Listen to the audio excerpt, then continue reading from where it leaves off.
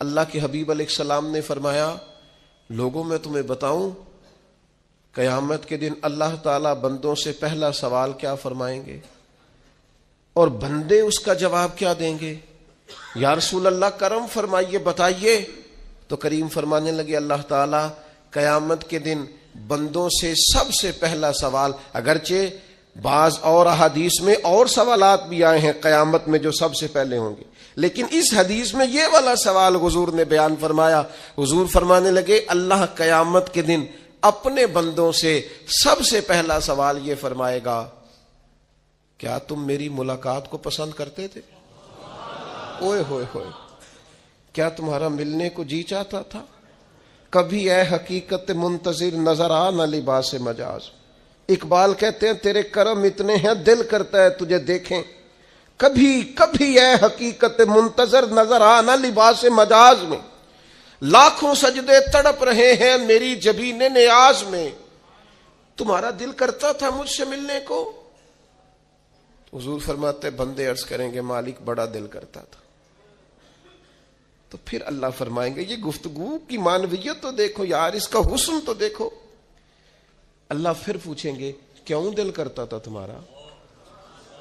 دل کرتا تھا تو کیوں کرتا تھا؟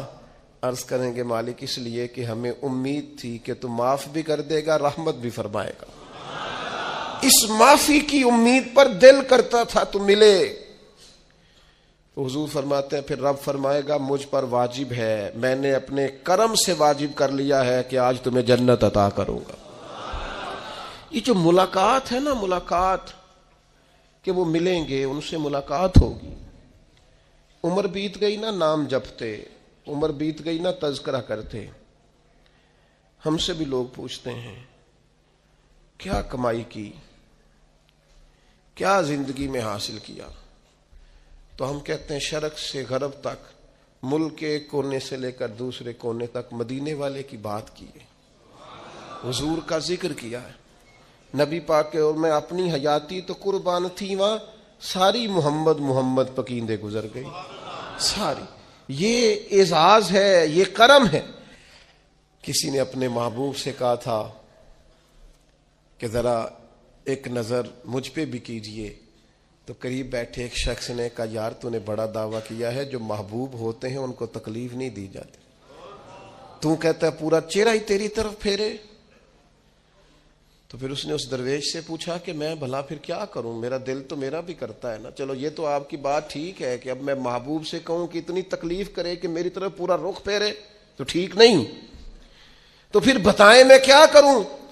تو اس نے کہا ان راہوں میں کھڑا ہو جا جن راہوں کی طرف وہ کریم دیکھتا ہے. چلو اسی با کردار کو دیکھتے دیکھتے بیچ میں تیرے اوپر بھی نظر، مجھ پہ محشر میں نصیر ان کی نظر پڑ ہی گئی. مجھ پہ محشر میں نصیر ان کی نظر، اوئے ہوئے اللہ کرے آپ کو بھی وہ لطف آئے جو مجھے آ رہا. کہتے مجھ پہ محشر میں نصیر ان کی نظر. یہ انتہائی عاجزی ہے کہنے والے کی.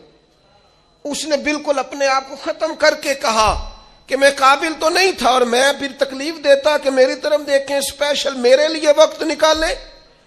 پر کرم یہ ہوا کہ مجھ پہ محشر میں نصیر ان کی نظر پڑ ہی گئی. کہنے والے اسے کہتے ہیں خدا کا کرنا. کہنے والے اسے کہتے ہیں خدا کا کرنا. اللہ نے کیا کہ نظر مجھ پر پڑ ہی گئی، اور جب پھر پڑ گئی تو تیری ایک نظر کا کمال ہے اور میری زندگی کا سوال ہے. بس جب پڑ گئی تو سو پھر پڑ گئی.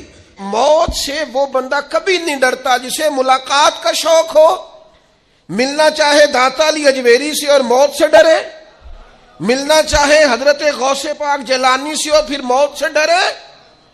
زندگی گزری ہو علی علی کرتے پھر موت سے ڈرے. عمر بھر سیدنا عثمان غنی کی سخاوت کی بات کی ہو اور پھر جنت میں جا کے ان سے ملنے کا شوق پیدا نہ کرے. ساری زندگی سیدنا فاروق کا عدل بیان کیا ہو، ساری زندگی ان کے انصاف کا تذکرہ کیا ہو، پوری امت کو بتایا ہو کہ اگر جینا چاہتے ہو تو عمر کے رستوں پر چلو، اور پھر یہ موت سے ڈرے اور مر کے جناب فاروق اعظم کی زیارت کو پسند نہ کرے. جسے صدیق کی وفائیں یاد ہو، جنہیں جناب ابو بکر صدیق کا عشق یاد ہو، وہ پھر ان کی زیارت نہ کرنا چاہے اور ساری عمر حضور کی نعت پڑھی ہو۔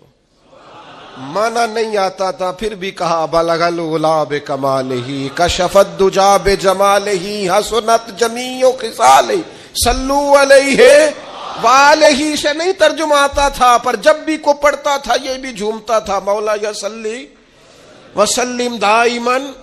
او میرے عزیز یاد رکھو، ساری زندگی حضور کی نعتیں پڑھی، نبی پاک کے تذکرے سنے، اب موت سے ڈر جائیں؟